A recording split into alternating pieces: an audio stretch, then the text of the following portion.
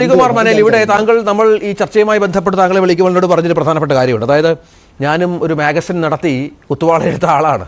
Magazine നടത്തി പരസ്യം കിട്ടാതെ കുത്തുവാള എടുത്ത ആളാണ്. അവിടെ ഈ നിലനിൽപ്പിന്റെ ഭാഗമായി ഇത്തരം പരസ്യങ്ങൾ കച്ചവടത്തിന്റെ അനിവാര്യമായ ഘട്ടത്തിൽ എന്ത് വിട്ടുവീഴ്ചകൾക്കും വഴങ്ങേണ്ടി വരും. അവിടെ ഈ പറഞ്ഞതുപോലെ വായനക്കാരോടുള്ള മാന്യത അല്ലെങ്കിൽ വായനക്കാരോടുള്ള ഒരു പത്രത്തിനുള്ള ധാർമ്മികത അതൊക്കെ മറച്ചു വെക്കേണ്ടി വരും. ഒരു മാഗസിനുള്ള ധാർമ്മികത അങ്ങനെ ഒരു പുതിയ കാലത്തിലൂടെ കടന്നു പോവുകയാണ്. ഒരുപാട് കച്ചവടങ്ങൾ, ഒരുപാട് പ്രതിസന്ധികൾ ഈ മേഖല അഭിമുഖീകരിക്കുന്ന സമയമാണ്. പക്ഷെ അപ്പോഴും ഈ പറഞ്ഞതുപോലെ ശ്രീജിത്ത് പറഞ്ഞതുപോലെ ഈ രംഗത്ത് 24 മണിക്കൂറുമുള്ള ഒരു മാധ്യമ പ്രവർത്തകന് പോലും ഇങ്ങനെ അബദ്ധം സംഭവിക്കുമെങ്കിൽ സാധാരണക്കാരായ ജനങ്ങൾ എത്രത്തോളം ആശങ്കപ്പെട്ട് കാണും.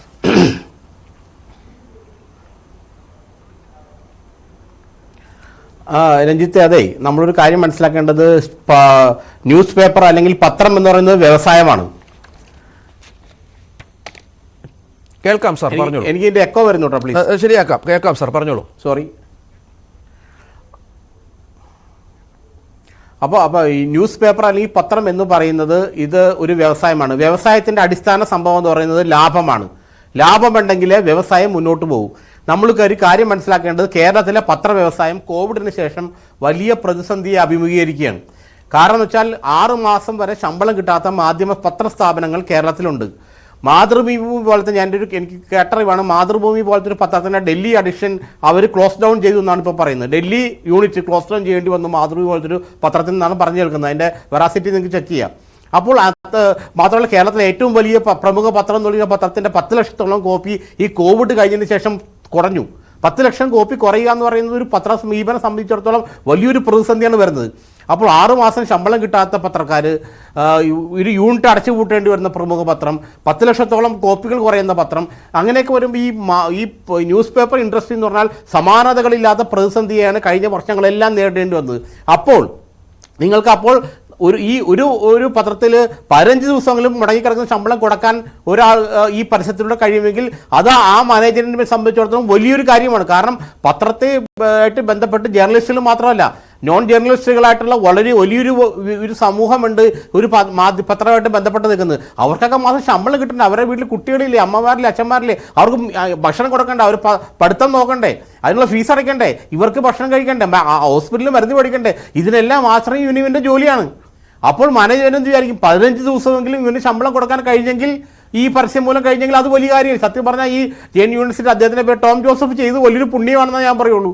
കാരണം എന്ന് വെച്ചാൽ ഈ 15 ദിവസമെങ്കിലും ഈ പത്രങ്ങൾക്ക് അവരുടെ ഈ മുടങ്ങിക്കിടന്ന ശമ്പളം കൊടുക്കാൻ ഇതുവഴി സാധിക്കും. അപ്പോൾ ഈ മനുഷ്യന്റെ ജീവിതമാണല്ലോ എല്ലാ വാർത്തകളെക്കാളും അപ്പുറം നിൽക്കുന്നത്. നിങ്ങൾ വായനാ സമൂഹത്തോട് എന്ത് ചെയ്തു എന്നൊക്കെ ചോദിക്കുന്നതിൽ ഒരു അർത്ഥമില്ല. കാരണം അവിടെ നിന്റെ സ്ഥാപനത്തിൽ പണിയുന്നവൻ വിശന്നിരിക്കുവാണ്, അവൻ്റെ കുട്ടിക്ക് മരുന്ന് മേടിക്കാൻ പൈസയില്ല, അവൻ്റെ വീട്ടിൽ അരി വാങ്ങിച്ചിട്ടില്ല. അപ്പോൾ നീ വായനക്കാരനോടുള്ള പ്രതിബദ്ധത നോക്കൂ. വായനക്കാരുടെ പ്രതിബദ്ധത നോക്കൂ. നിന്റെ സ്ഥാപനത്തിലെ തൊഴിലാളികളുടെ പ്രതിബദ്ധത നോക്കൂ. അവൻ്റെ വീട്ടിൽ മരുന്ന് മേടിക്കണ്ടേ? അവൻ്റെ വീട്ടിൽ അരി മേടിക്കണ്ടേ? അത്രയും ഇതിനകത്ത് സംഭവമുള്ളൂ. കാരണം ഞാനിത് രാവിലെ വായിച്ചപ്പോൾ എനിക്കൊരു കാര്യം മനസ്സിലായി. മനോരമ കണ്ടപ്പോൾ എനിക്ക് മനസ്സിലായി ഇത് മാർക്കറ്റിംഗ് ഫീച്ചറാണെന്നുള്ളത്. കാരണം വെച്ചാൽ ഞാൻ ഈ പേജുകൾ ചെയ്ത ആളാണ്. ഞാൻ 4-5 വർഷം ഞാൻ പത്ര പേജുകൾ ചെയ്ത ഡെസ്കിൽ ഇരുന്ന് സബ്-എഡിറ്ററായിരുന്നു പേജ് ചെയ്ത ആളാണ്.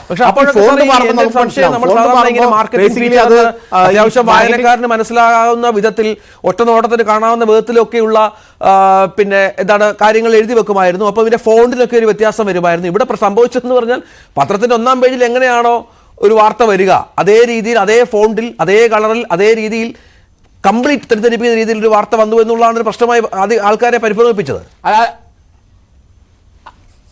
അത് തെറ്റിദ്ധരിപ്പിക്കുന്ന രീതിയിൽ അല്പം ഒരു വിചിത്രത, ഒരു കൗതുകം അവകാശപ്പെടാം. കാരണം വെച്ചാൽ മനോരമയുടെ ഫോണ്ടിൽ വ്യത്യാസം ഉണ്ടായിരുന്നു. അത് നമ്മൾ അകത്തെ പേജിൽ നോക്കുമ്പോൾ മനസ്സിലാവുന്നു. ഫോണ്ടിൽ വ്യത്യാസം ഉണ്ടായിരുന്നു, ഡിസ്പ്ലേയിലും വ്യത്യാസം ഉണ്ടായിരുന്നു. പക്ഷേ മാതൃഭൂമിയിൽ അതെനിക്കത് മനസ്സിലായില്ല എങ്ങനെയാണെന്നുള്ളത്. പക്ഷെ ഏതായാലും ഇതൊരു ആളുകളെ പറ്റിക്കുകയോ അല്ലെങ്കിൽ ആളുകളെ കബളിപ്പിക്കുകയോ ചെയ്തതല്ലാതെ, ഇത് ഇപ്പോഴത്തെ ടോം ജോസഫ് പറഞ്ഞ പോലെ ഒരു പുതിയൊരു ആശയം ഈ കമ്പനി മുന്നോട്ട് വെച്ച് കൊടുത്തു മാധ്യമങ്ങൾക്ക്. ഇതാ ഇങ്ങനെ ഒരു ഫീച്ചർ നിങ്ങൾക്ക് പ്രസിദ്ധീകരിക്കും, ഇതാണ് ഞങ്ങളുടെ ഐഡിയ. ഓക്കെ, അവർ നോക്കിയപ്പോൾ അവർ മാർക്കറ്റിംഗ് വിഭാഗം നോക്കിയപ്പോൾ ഓക്കെ, ഇത് നമുക്ക് സാമ്പത്തികമായി പ്രയോജനപ്രദമാണ്. അപ്പോൾ നമ്മൾ ചെയ്തു. പിന്നെ ഈ ഇനി പണ്ടത്തെ നിങ്ങളുടെ കാര്യം മനസ്സിലാവും, പണ്ടത്തെ പോലെ പത്രങ്ങളെ മാത്രം ആശ്രയിച്ചല്ല ഇപ്പോൾ വാർത്ത നിലനിൽക്കുന്നത്. ഓൺലൈനുകളുണ്ട്, യൂട്യൂബ് ചാനലുകളുണ്ട്, വിഷ്വൽ മീഡിയ ഉണ്ട്. അപ്പോൾ അതുകൊണ്ട് പത്രങ്ങളെ മാത്രം ആശ്രയിച്ച് നിന്ന് കബളിപ്പിക്കപ്പെട്ടു എന്ന് പറയുന്നതിലൊന്നും വലിയ അർത്ഥമില്ല. കാരണം ജനങ്ങൾ കുറച്ചുകൂടെ എന്താ പറയുക സാക്ഷരരാണ് ഇത്തരം കാര്യങ്ങളിലൊക്കെ. മാർക്കറ്റിംഗ് ഫീച്ചർ എന്താണ്, മാർക്കറ്റിംഗ് എന്താണ്, ഇത് കണ്ടൊന്നും അത്രയ്ക്കൊരു എന്താ പറയുക ഒരു പൊട്ടിത്തെറിക്കുകയോ ഞെട്ടിത്തെറിക്കുകയോ ചെയ്യേണ്ട ആവശ്യമൊന്നും സത്യം പറഞ്ഞ ഇതുകൊണ്ടില്ല. ഇത് അടിസ്ഥാനപരമായിട്ട് കച്ചവടം, ഒരു ഇൻഡസ്ട്രി എന്നുള്ളതില്ല. അതിൻ്റെ നിലനിൽപ്പ് പത്രങ്ങളിലെ വരുമാനം എന്ന് പറയുന്നത് പരസ്യത്തിൽ നിന്നാണ്. പരസ്യം ഉണ്ടെങ്കിൽ മാത്രമേ വരുമാനം ഉണ്ടാവുള്ളൂ. ആ 8 രൂപയാണ് ഒരു പത്രത്തിന് വിചാരിക്കുക. ആ പത്രം അടിച്ചിറക്കാൻ മിനിമം 50 രൂപ 60 രൂപ ചിലവാവില്ലേ? 12 രൂപയാണ് പത്രത്തിന് വിചാരിക്കുക. 100 രൂപ മിനിമം ചിലവാകും ആ പത്രം അടിച്ചിറക്കാം. അപ്പോൾ ബാക്കി പൈസ എവിടെ അഡ്ജസ്റ്റ് ചെയ്യും? അതിങ്ങനെ കോമ്പൻസേറ്റ് ചെയ്യും. അത് പരസ്യങ്ങളിൽ നിന്ന് മാത്രമേ ലഭിക്കുള്ളൂ. അപ്പോൾ പരസ്യമില്ലാതെ ഒരിക്കലും പത്രം ഇറങ്ങില്ല. പിന്നെ ആദ്യകാലത്ത് എല്ലാ പത്രങ്ങളും ഇറങ്ങിയിരുന്നത് ഈ പരസ്യത്തിന് വേണ്ടി മാത്രമായിരുന്നു. ബംഗാൾ ഗസറ്റ് പോലുള്ള പത്രങ്ങൾ എടുത്ത് നോക്കിക്കഴിഞ്ഞാൽ ഫ്രണ്ട് പേജിൽ പരസ്യം മാത്രമേ ഉണ്ടായിരുന്നുള്ളൂ. 100, 150, 200 വർഷം മുമ്പ് മനോരമയുടെ 1888 മനോരമയുടെ ആദ്യത്തെ കോപ്പി എടുത്ത് നോക്കൂ. അല്ലാതെ പരസ്യം മാത്രമേ ഉള്ളൂ. അപ്പോൾ പരസ്യത്തിന് വേണ്ടിയിട്ടാണ് പത്രങ്ങൾ ഇറക്കി തന്നെ. പക്ഷെ ഇതൊന്നും നമുക്ക് ഈ പറയുന്ന പോലെ ആളുകളെ കബളിപ്പിക്കലോ പറ്റിക്കലോ ഒന്നും അല്ല. പത്രങ്ങൾക്ക് നിലനിന്നേ പറ്റൂ, അവർക്ക് ജീവനക്കാർക്ക് ശമ്പളം കൊടുത്തേ പറ്റൂ, അവരുടെ തൊഴിലാളികൾ ക്ഷേമം അന്വേഷിച്ചേ പറ്റൂ. നിങ്ങൾ അവരെ പട്ടിണിയിലേക്കോ കഷ്ടപ്പാടിലേക്കോ തള്ളിവിടാൻ പറ്റില്ല. അപ്പോൾ ഒരു പുതിയ ആശയമായിട്ട് ജെൻ യൂണിവേഴ്സിറ്റി വന്നു, അവർ ഏറ്റെടുത്തു. അത്ര മാത്രമേ ഉള്ളൂ ഇതിനകത്തുള്ളൂ. അതിനകത്തൊരു പറ്റിക്കലോ തട്ടിപ്പായിട്ട് നമ്മൾ പറയുന്നത് ഈ കാലത്തിന്റെ മാറ്റങ്ങൾ തിരിച്ചറിയാൻ കഴിയാത്തത് കൊണ്ടാണെന്നുള്ളതാണ് എൻ്റെ അഭിപ്രായം. ശരി, ശ്രീ ശ്യാംലാൽ,